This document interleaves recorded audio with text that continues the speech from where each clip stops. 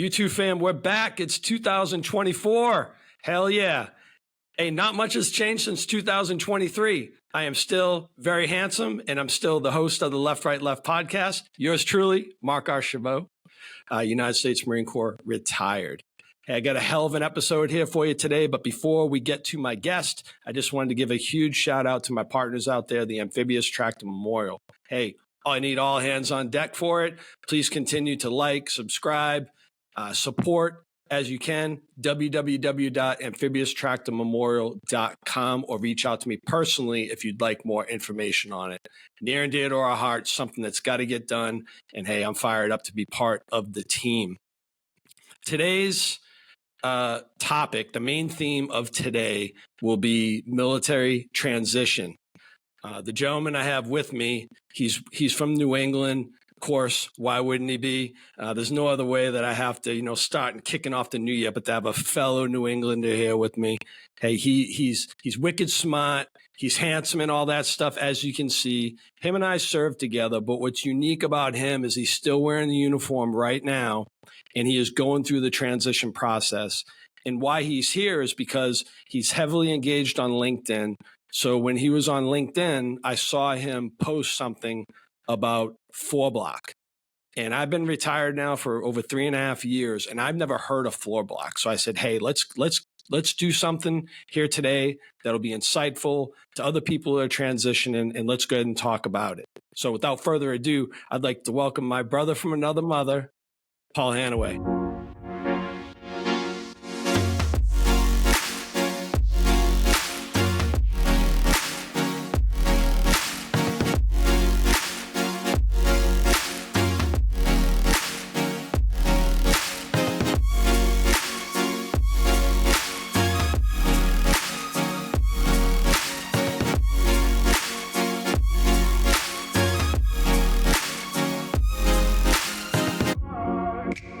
Welcome to the podcast, brother. Hey, Mark. Thanks for having me. Hey, everyone. Glad to be here, part of Left, Right, Left Nation. It's an honor. Probably got invited because I'm a New Englander, so appreciate that. But yeah, I'm an active duty sergeant major right now, still in grinding, but on the tail way out. Right now, I live in Fort Worth, Texas, and I'm a Rhode Island kid at heart. Born in Woonsocket, Rhode Island. Grew up in Lincoln, Rhode Island. In the burbs, doing normal stuff, New England stuff. But essentially, my family's the family guy. Thick accents. Yeah, but I lost that. Now I say y'all, thanks to the Marine Corps and moving all around the world. Right. Instead of saying ka, quota. Clearly, Mark, you still have your mass hole accent, so good for you. You got to keep it going. Mine only comes out after a few adult drinks. I am still New England in depth, like to the roots, that I even wore my alma mater today, Norwich University, out of Northfield, Vermont. That's how New England I am, brother. Man, thank you. And you still say wicked. You still say that's wicked. Right. So that's wicked cool. Dude, you're wicked smart. That's why. Hey, man, before we get to the main theme of today's podcast, talk a little bit about, kind of the attributes and kind of the character traits that were instilled in you, please. I played sports. I played ice hockey. I played baseball. Went snowboarding. Was heavy in martial arts. And, brought up with a mom and a dad, 2 brothers, 2 sisters. So we had all those family values going. Nobody in my family was military except for my grandfather. He was in World War II. So I think he laid down, a lot on me about his experiences. My dad was a math teacher in Cranston, Rhode Island, and yes. And my mom, stay-at-home mom, had 5 kids to manage, which I don't know how she does that or anyone does. So, that was my upbringing. So great values, supportive of doing whatever I want to. Essentially had straight A's in school. All my friends from school, they all ended up going to Ivy League colleges, real good colleges. So I thought, that's where I'm destined to be. Yeah. But obviously I went on my own journey, different route. Yeah. Let's talk about that. Cause being a really good student that you were, and, having just incredible, family support and having a good deal there in Lincoln, Rhode Island. Ultimately, why did you decide to join the Marine Corps? Yeah, because the recruiter got me, like you got everyone else. It was post Gulf War, pre 9/11 in 1997. So, saw the recruiters. I kind of had an idea that I was going to go to college, not sure. Talked to the recruiter and went in the office, saw the uniforms. He gave me the spiel, started talking about infantry, security forces, and showed me CQB photos. So it was pretty much over once I saw dudes in assault suits and balaclavas. Yeah. But yeah, I mean, ever since I was like 5 years old, I'm wearing camis, running around with, toy guns and doing what kids, used to do. So it was in the back of my head that I'm destined to do this. My parents said the same thing. So that's what I did. I went right to Parris Island, graduated high school. Actually, my parents had to sign the contract when I was a junior in high school because I was underage. But yeah, then I went to Parris Island, 1997, and eventually infantry was the name of the game for me. Absolutely. They run around the woods with toy guns and stuff. I tell you, man, like I feel the same. I was destined to be something in the military. There was a picture of me when I was 5 years old with a little beret on my head, standing in front of an American flag that was taken in like Capron Park over there in Attleboro, Massachusetts. So I feel you. Yeah. So now here's the thing. Go ahead. I think why the Marines. Besides the uniform, I think the decision was simple because there's a legacy, right? Mm-hmm. It's the few, the proud, and all these slogans. America's best fighting force, the world's most elite fighting force. It's just got a legacy, and there's 100% purpose that I knew I was getting into. So I wanted to be part of a story bigger than myself.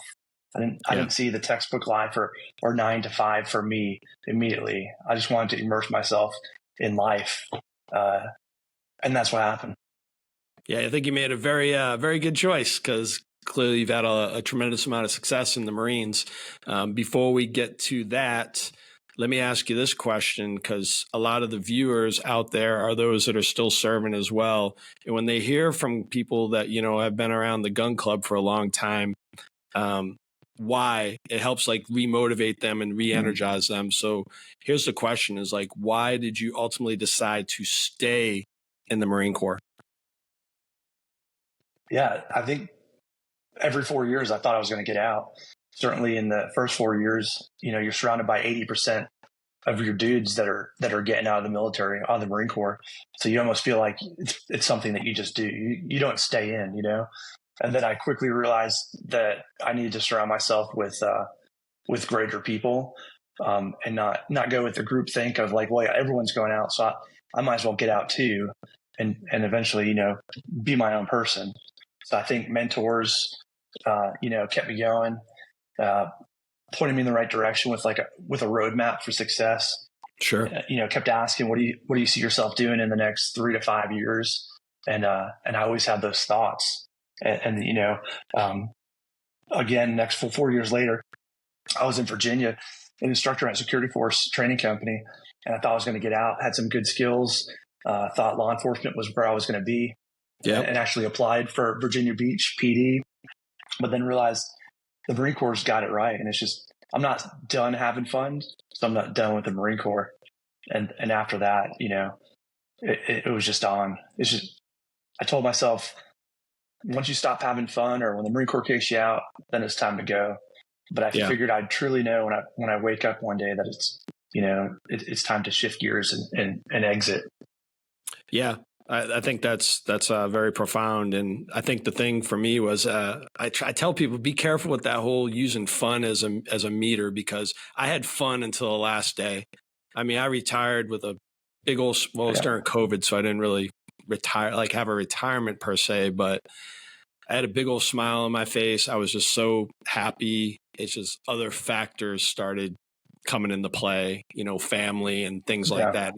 There comes a point in your life where you got to make that your priority. And I know that that's the crossroads you're at. But before that, I wanted to ask you of so far, 26 years that you've been serving in the Marine Corps, what is kind of been like, for the totality of your experience, what are the couple things that just, were the highlights for you? Yeah, everything.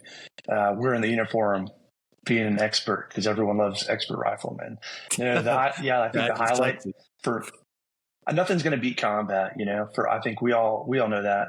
And for guys that haven't been over there or done anything, it's fine. Their war will come. But you can't replace being around dudes overseas, Iraq, Afghanistan.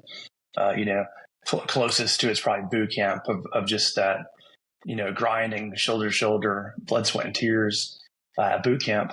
Like that's kind of close, but yeah, nothing will equate to the adrenaline rush of being overseas doing real world stuff. But I think the most impactful thing, 100%, is being a drill instructor. Making Marines, I think, was the coolest thing ever, and seeing the transformation when they graduate. But I think probably even more than that was making drill instructors at DI school and watching NCOs, staff NCOs come in and being part of it, whether I was the drill master or the chief instructor over there, seeing people that thought they could never wear that campaign cover, wear it and do a great job going across the street. That's pretty impactful for me. I'll never forget that. Yeah, I totally agree, man. That's the cool part about, you and I's stories. We did a lot of very similar things. I always felt as though the best part of DI duty, one of the best parts, is when you're done with DI duty. And I don't mean that in like a negative way. I mean that in a way that when you start running into those Marines that you trained, that you led at boot camp, they graduate and now they're out in the fleet, as lance corporals, sergeants. Right? When you see them and they walk up to you, and they stick their hand out and say, hey, I was your recruit from platoon 2093, thanks for what you did. Or, you were my drill instructor and you were this or that. I love that part about DI duty, that impact that you get to have on your people. And I think it's about a legacy, right? Even your post Marine Corps career, you want to have a legacy for your family, a legacy for yourself. And I think that's the biggest thing. I talk to guys, we all talk to folks that are, American Legion, VFW, you name it. And all the old timers will tell you all of the drill instructors' names,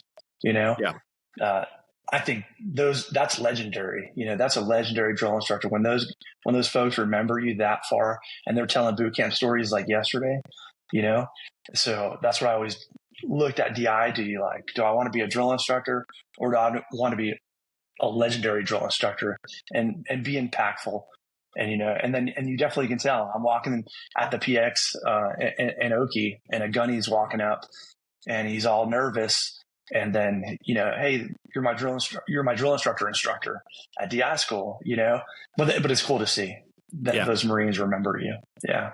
Yeah. I agree with you also on your point about combat. The stakes of combat is what, makes it really, really special. And the fact that, somebody's watching your six, you got to watch their six, and it's putting indeed, somebody else's life in your own hands, and they're putting, your life in their hands. And you're going to do everything you can to make sure that the mission is successful and strive to bring everybody home safely. And it's like a culminating event, on a deployment. What an amazing privilege to have. It's like something that you don't want to do. You don't want the country to be at war, and you don't want to, you shouldn't want to just go schwack dudes, but it's part of what we do. And if you're going to do it, might as well freaking do it right and be prepared. I sounds fucking weird, right? But like, I loved combat minus the loss of Marines. What's unique is now, as I prepare to transition out of the Marine Corps, like those Marines I served with in Iraq and Afghanistan, or early 2000s in Iraq, now they're hearing that I'm going to retire and they want to come to the retirement. Or I hear stories about the platoon commanders, and I was their first platoon sergeant going overseas in a combat environment and hearing, hey, you molded me, you made me who I am. I owe you, and all those accolades that you didn't really have time to hear, or we just don't tell each other during service. But now all those, they're all out of the Marine Corps, but they 100% remember you to every story, every leadership discussion, and half the stuff you might have already forgotten about. But they didn't forget, and they tell all their buddies. And I think, that's pretty impactful. Yeah. I appreciate you sharing, some parts of your service, man. Can't stand forever. Inevitably, all good things come to an end.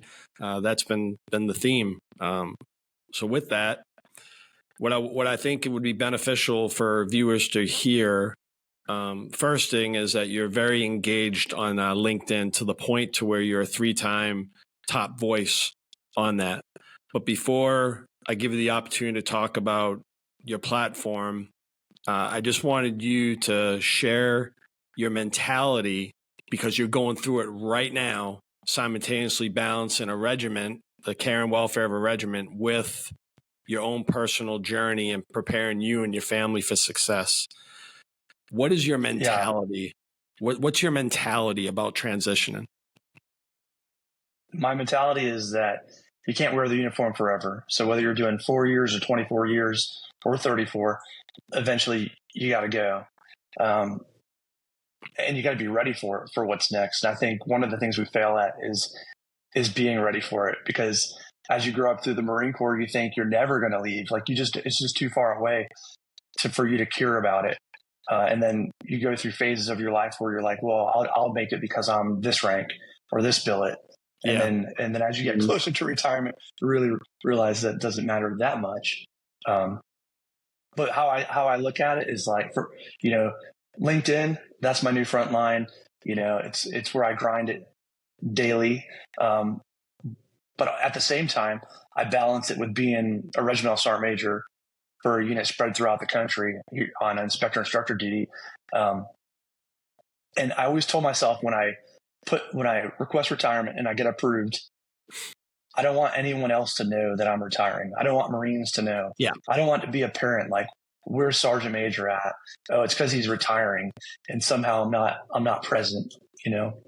So that's one of my things. And it was interesting, because I was already approved for retirement, and some of the sergeant majors and other senior folks were like, "What? You're retiring?" And they had no clue that I was already like 12 months into my like 24-month retirement prep window, because I had made the decision and I started lining things up, 2 years out, but nobody had a clue. It was transparent. So I was happy with myself on that. This is a really important point. And for the viewers out there, I cannot tell you, a lot of times you only see the successes. I can count on my hands and my toes of people that I know personally, officers and enlisted personnel, that transition out of the military, that half-ass it, don't have a plan, don't seek mentorship, and they struggle. And they're really, really smart people. That's the thing. They're smart. They're just missing something there. They're so ingrained in the institution, in the military, that they forget that there's a life after. So it's important that, for those of you out there, to nudge people or to ask them questions and see how they're doing in their transition out, because a lot of people, they won't take care of themselves. And that's very unfortunate for people that serve our country for however many years that they serve, to be unprepared and walking out into civilian world, because civilian world is not very friendly. It's not as friendly as the military. The camaraderie just isn't the same. So please continue to nudge people out there, and just make sure that they're taking care of their things. That's great advice. I would add too, being a sergeant major or being a Marine, it doesn't define the rest of my life. It's one chapter in the book. I go to retirement ceremonies now, and I really think about it. I listen to what they're saying, and some of these guys are retiring, and it's, not crying literally, maybe sometimes, but like it's their own funeral, like it's their funeral, and life is over. And so my perspective is way different. I look at it like a rebirth, or a way to, like the opportunities are endless. The ball's in my court. And I've been lucky enough to have the Marine Corps build a solid foundation that'll outlast any storm, after retirement. I truly believe that what got me to become an E9, the most senior enlisted rank in the military, all of those skills aren't going to just disappear after the retirement ceremony. Like, what got me to where I'm at is the same effort that I put into the transition, the same effort that I put into developing Marines, training Marines, taking care of myself and my family along the Marine Corps journey is the exact same effort into my transition. The exact same plan. I tell people this. I'm like, you're not going to leave the wire and just get in trucks and take off and go out and go on a patrol. Like, there's deliberate planning that happens. Yes. And you're developing that. So the same thing is that's how I treat the transition. Yeah. My parting shot, to just advice out there, the viewers, and treat transition like you're training Marines to go to combat. And you will have a nice, seamless, and a soft landing once you depart ranks. You're better off having your affairs all in order and making sure that everything's taken care of, so you can focus, on your next career or focus on whatever it is that you want to do. So take it that serious. And you can do both, right? A lot of times we act like we can only do one or the other, but you can do both. You can manage your units, you can manage your sections, whatever level that you're operating at, and take care of the things you need to take care of on your way out the door. And by the way, last but not least, so much help, so many resources out there, man. And the best thing that you can do is just plug into your network and ask a lot of questions. So, hey, Paul, LinkedIn, you are the guy on there. I'm on LinkedIn, but I'm not engaged to the level that like somebody like a Mike Quinn or yourself is. I don't even really understand the whole top voice thing. I just know that means that you do some like really engaging things and you're talking about some things that the audience, wants to hear. Would you mind telling everybody a little bit about your kind of your points and what you focus on that platform?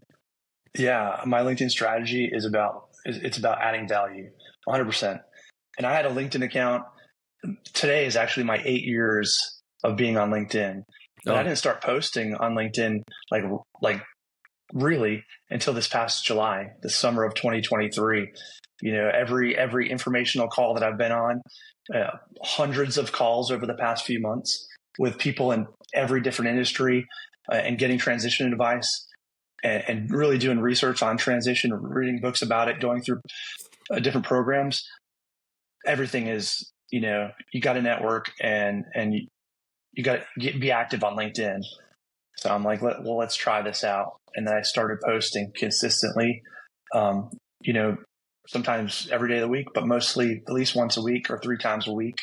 And I view LinkedIn as a stage where I can build my brand, and not a brand to sell, but get my name out there to different organizations and industry that I'm interested in.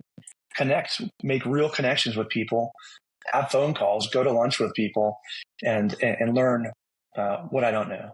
Figure out what the gaps, my knowledge gaps are. What can I do to better myself and be on a good trajectory to roll in and get a job, not because I was a Marine or of some vet hire, but because they feel like I'm going to bring value. So I try to do it. And I'm definitely not on the level of Mike Quinn. And I think I make sure I try to stay away too much from transition advice because I haven't gotten out yet. My only advice is that the advice that I get going through a lot of programs that maybe didn't exist before that I know of, and how I can get it across is putting it on LinkedIn. But I think it's important. People are like, well, I don't want to post because that's not what I do. Well, it's 2024, and it's funny because I hear senior people, officers and senior enlisted, they'll tell you names of systems and all the new systems coming out for aircraft or weapons. And they can drill down on all those, but then you start talking about social media and it's like, like the internet just got created. Well, I don't know that stuff, like you got to get with it. And I don't, maybe posting's not for everyone, but commenting is. Develop a strategic commenting strategy instead of just saying, hey, great post. But I treat comments like mini posts.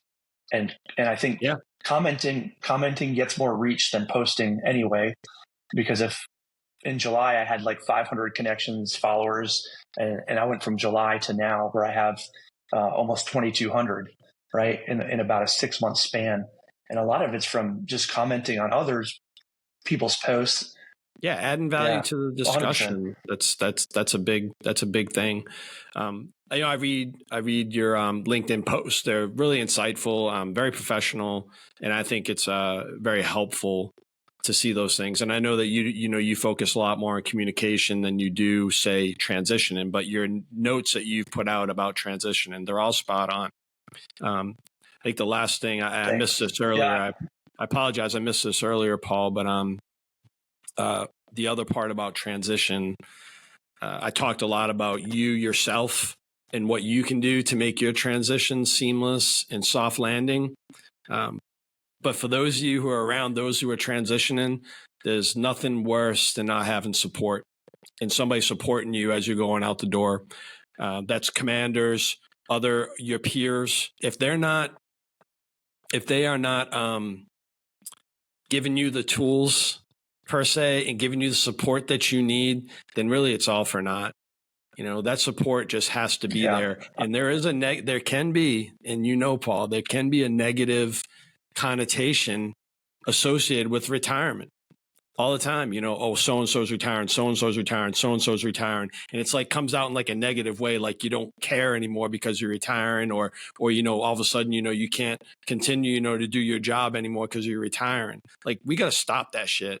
So those of you out there, when when you hear that stuff, correct that person and say, hey, listen, rather than being critical of that individual who's retiring or getting out, how about you friggin' throw them some friggin' support? Didn't I hear this one time, Paul? We have a duty and responsibility as leaders to send people out of the military better citizens, better people. How the hell are you doing that? How do you do that if you have a negative, type of tone towards them because they're no longer going to wear a uniform? It's just bullshit.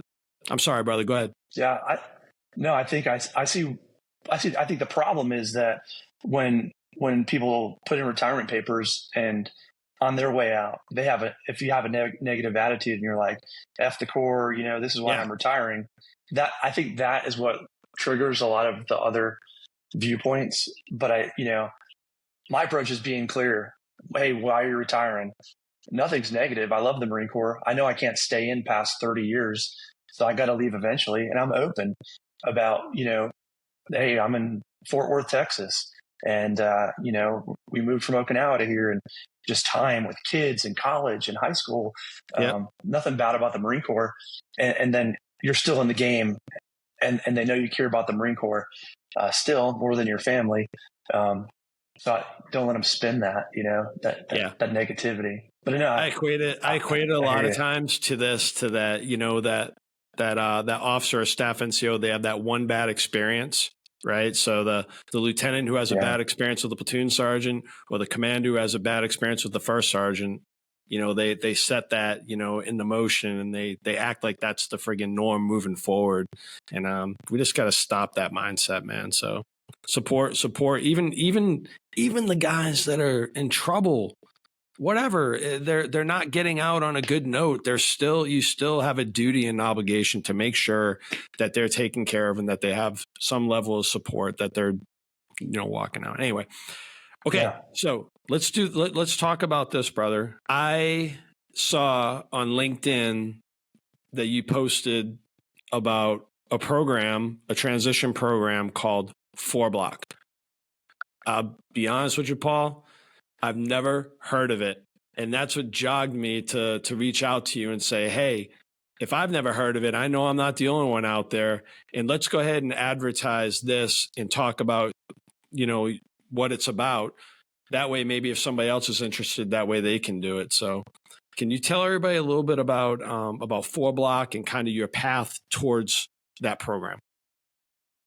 Yeah, so I had no idea about it either, but I lucked out and just met people through, transition. And I think to your previous point about, supporting people getting out, retiring, I think nobody cares more about your transition than you do, right? Yeah, so that's how I look at it. There's resources, just like nobody cares more about, your own military career than you. there's a lot of resources out there, and I did my homework. I actually went to a Rule and Executive seminar, and they do travel around to different bases. It's a civilian-run transition program for senior enlisted and 04, 05 level officers. Yep. And so through there, that started the trajectory for my transition path. But here at 14th Marine Regiment, one of the battalion commanders at 3rd Battalion, 14th Marines in Bristol, Pennsylvania, he's the founder of FourBlock. He's a battalion commander, reserve Marine. He was on active duty. He founded it, and it's a massive program. And it's the real deal.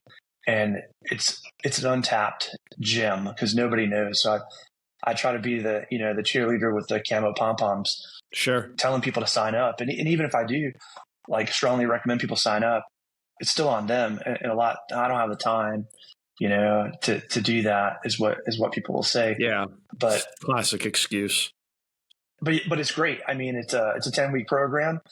So Texas, ours is virtual. We don't have an in-person one, but okay. and probably in several major cities, there's in-person a cohort. So they meet once a week. We meet virtually. So every Wednesday from 6 p.m. to 8 p.m. Central Standard Time, we'd meet virtually on Zoom, while other places would go into like Denver and do in-person stuff. Sure. And every week has a topic, and has a different company. So titans like Amazon, Wells Fargo, all those big shots come down to teach one about their company, but also to expand on whatever that topic is. And you got all different levels, mostly HR, recruiters, or military programs type folks from those companies are coming over. So you're connecting with them, right? Because via LinkedIn, getting emails, so they're helping you. You got career coaches that are part of the program that are on there that are helping you. The instructors are helping you, and then your cohort of however many 40 students that are taking place. You're connecting on LinkedIn and weekly with all these people. So it's a huge resource for networking. And so the topics, week one is elevator pitches. So before you even go into week one, you got to do a video recording of yourself doing an elevator pitch. And then you're practicing elevator pitches. You do it the next week. You're telling your story. It's your 2-minute spin when you go into an interview, job fair, or wherever, and someone says, "Tell me about yourself." Well, that's week two. That's week two.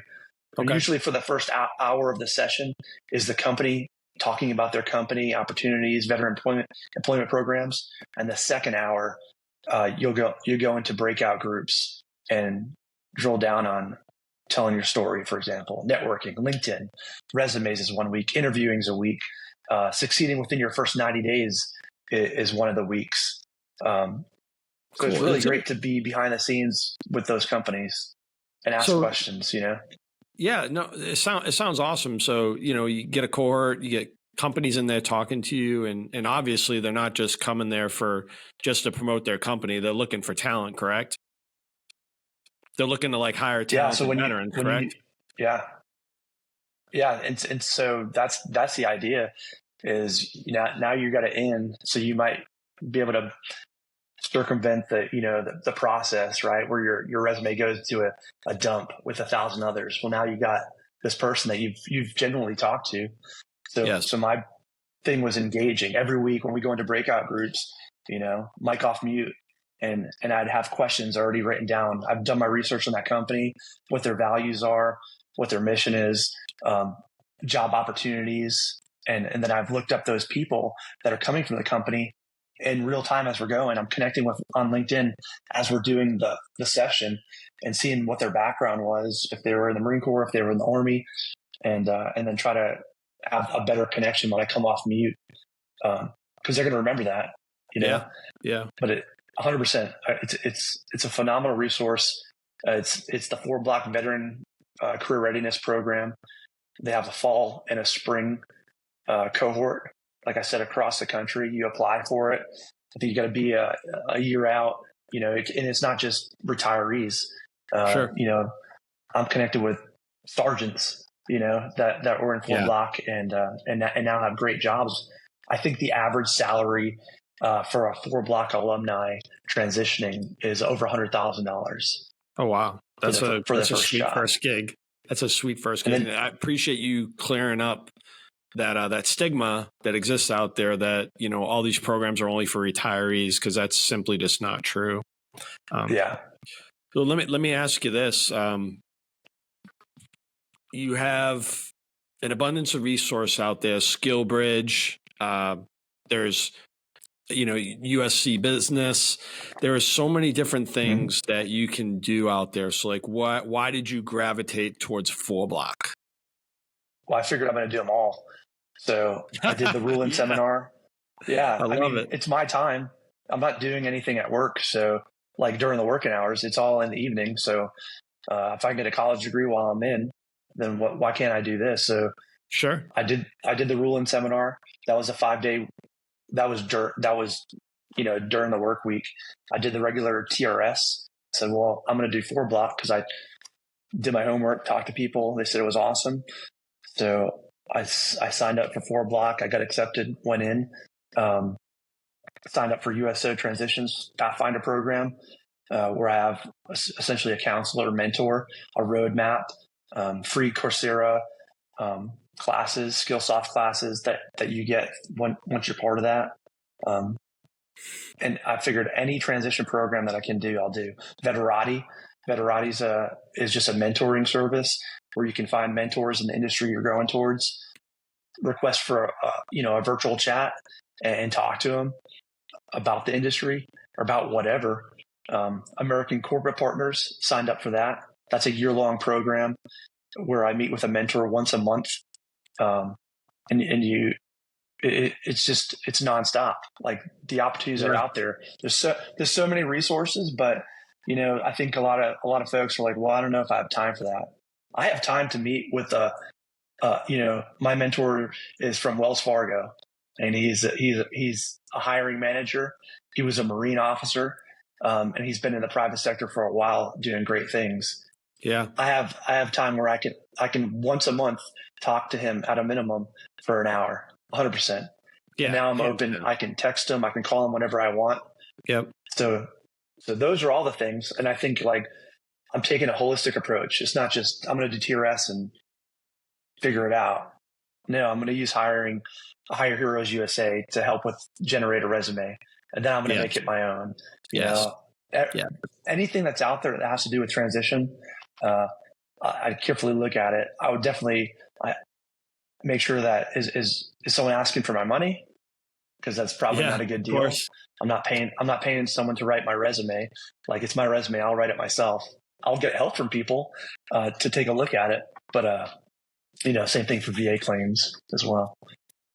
I tell you, man, you're very impressive in your drive and determination, to access resources, and get some assistance along the way, man, because that's big. That's big. And you hit it right. You hit the nail right on the head. It is indeed about networking. To take it a little bit further than that, bridge people.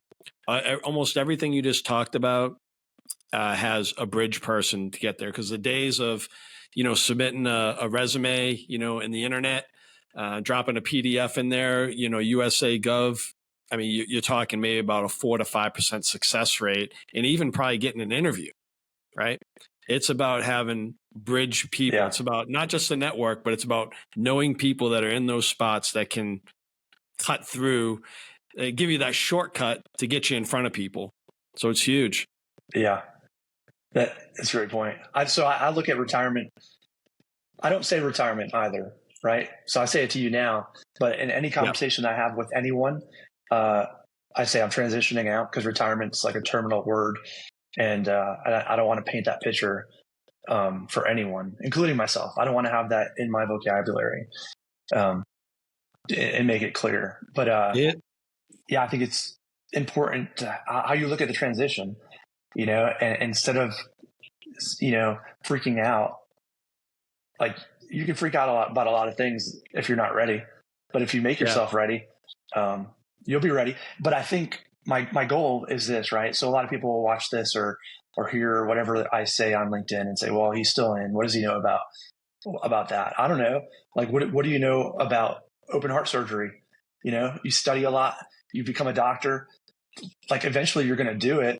You know, I think because people retired or got out of the military a few years before me doesn't mean they're any better, you know, or know anymore. Like I can do the research and I can implement what people are telling me based off of my own experience, knowledge, gut feeling, and then succeed, because I'm going to, no matter what. I'm not going to accept failure. I didn't become a sergeant major by accepting failure. And then my ultimate goal is I do want a great job with purpose, but I want to pay this back. And I don't know what it is. Like, I appreciate that you do a podcast and talk about like wide ranging things that are super relevant. But I think I want to do something specifically for transitioning, because I go through the grind. I'm learning a super lot about a lot of things. And there's, you know, over 200,000 people are getting out every year from the military. Yeah. 200,000. That's right. And if I look at, if this podcast can help one person, if I can post a LinkedIn post about something that I've learned along the journey and it can help one person, then I'm good. You know, I'm not trying to change the world, but I can certainly do it one transitioning dude at a time.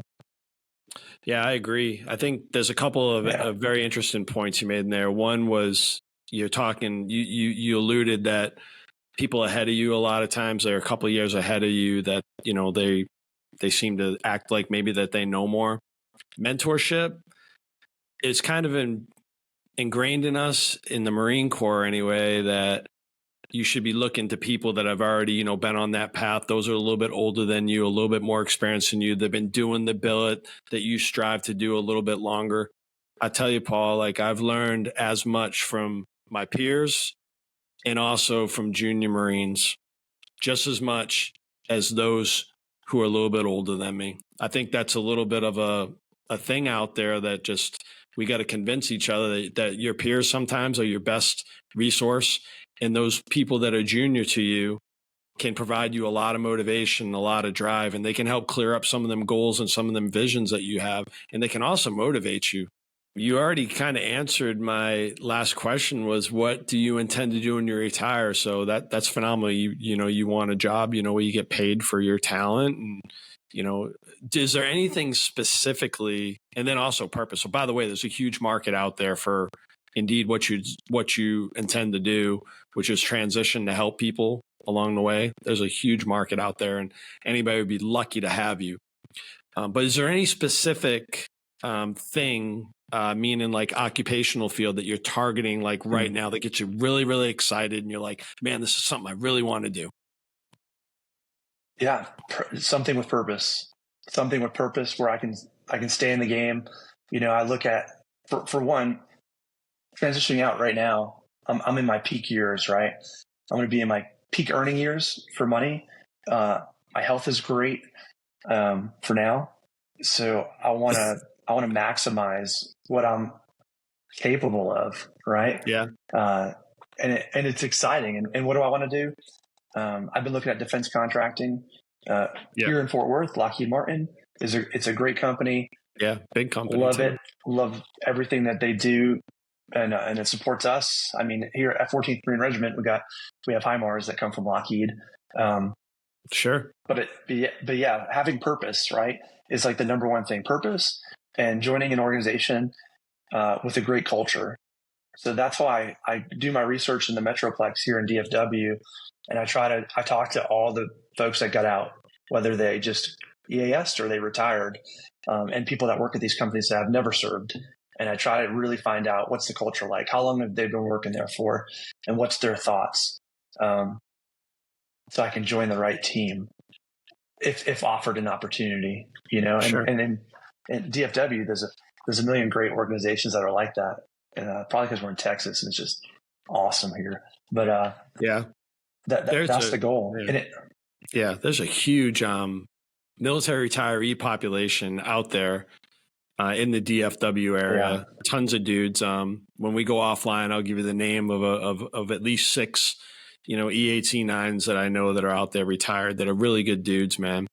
Probably the best advice I could give to you as somebody who just went through it, not too long ago, is my attitude was whichever organization gives me the opportunity and believes in me, I'm going to go there and I'm going to attack it, just with vigor and tenacity. And I'm going to do the best job that I can, whether it's cleaning the porta-john or briefing a flag officer, or do anything in between. Everything I do is going to be high quality, 100%. And then everything else will take care of itself after that, because you're right. You got to reestablish your reputation as a civilian.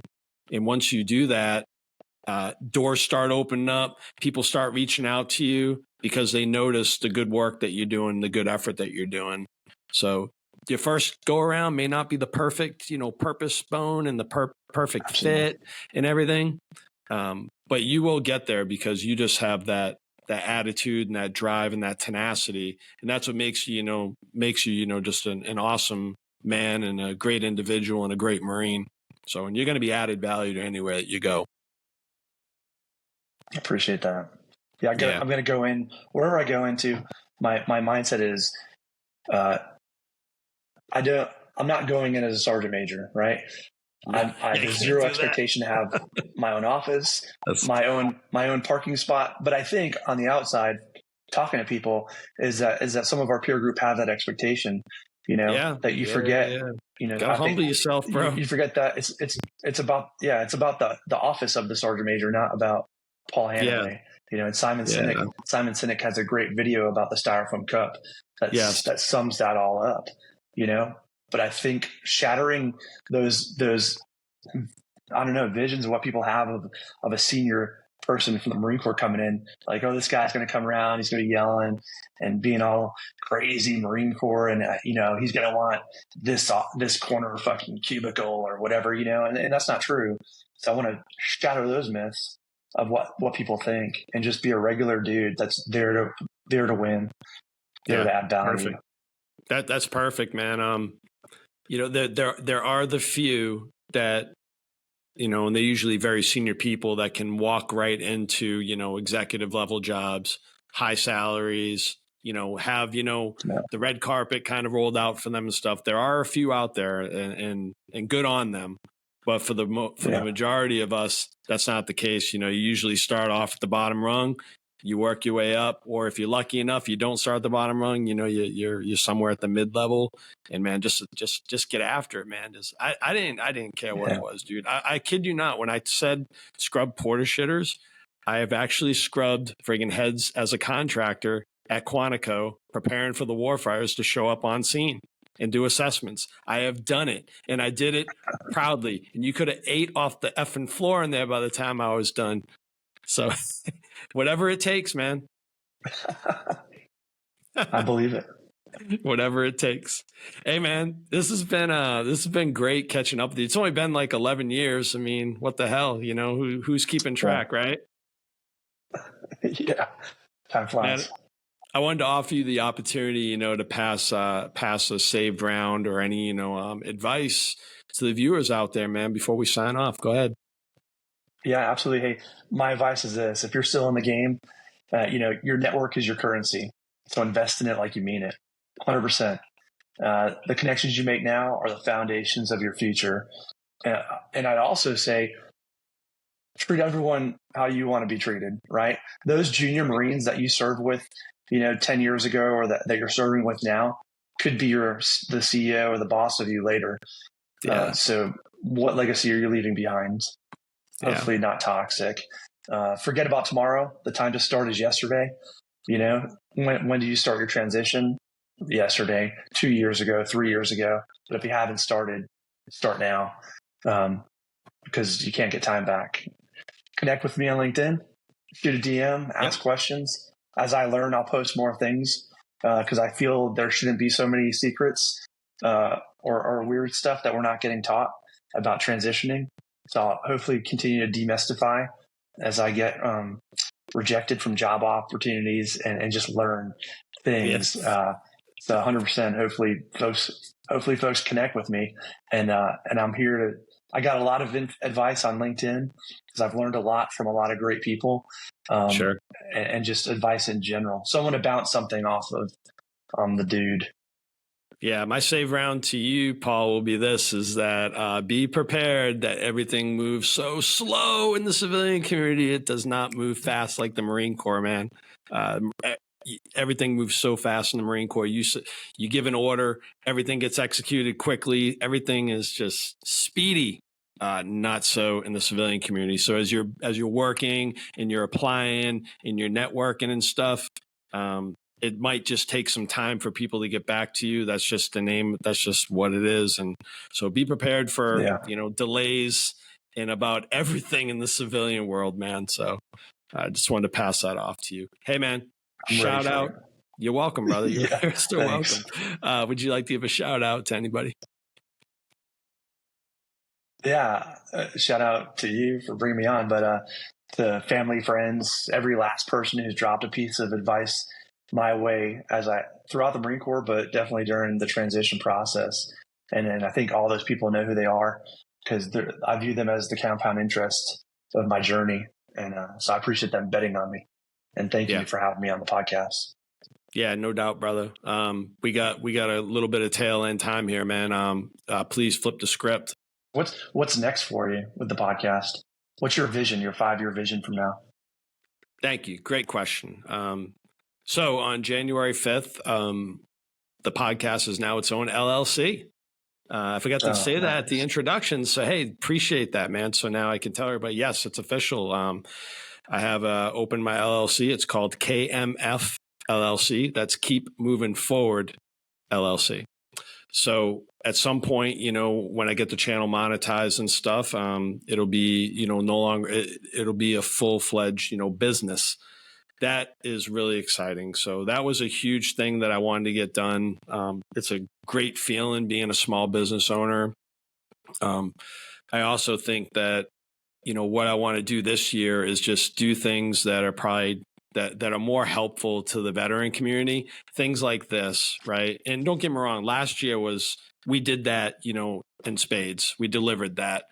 But this year, I want to focus, a little bit more on the preparation of people getting out, having people who have high character and depth, to their character, share, things that made them successful, and just continue to promote the positivity drum, man. Continue to beat on that thing, because hey, if you want divisiveness, if you want negative, pundits, you're going to have to go elsewhere. Because over here, man, there's enough people out there doing that. Because over here, we're going to keep inspiring and keep arming people with information and keep them, energized, and always let them know that we got their back.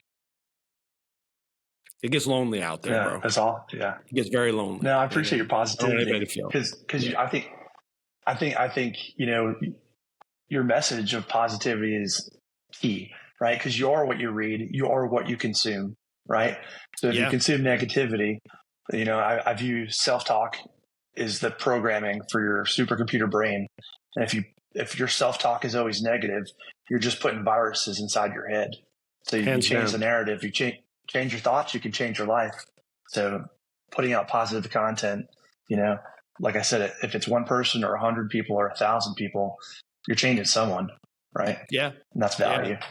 And just continuing to get better, bro. Not just better as me as an individual, getting better at doing this, get better at YouTubing. And I'm on the hunt to go to a YouTube seminar, figure out ways, to make the content a little bit more engaging, because the name of the game is views, watch time, and everything that I do with the podcast as far as for monetary purposes, it all gets donated back to the memorial.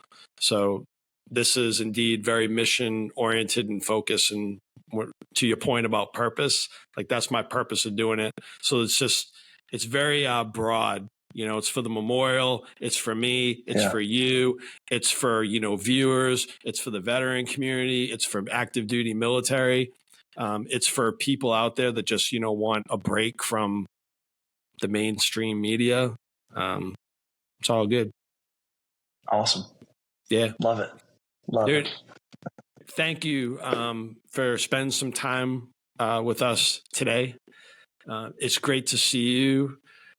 You're still in, but I wanted to thank you for your service to our country and to the Marine Corps. And it's been a pleasure, serving alongside you. I've always had just a tremendous amount of respect for you, and you're doing great things. If somebody's watching this and they can just take a portion of what you said and apply it to their transition or apply it to their life because they want to, move forward in their career, mission success.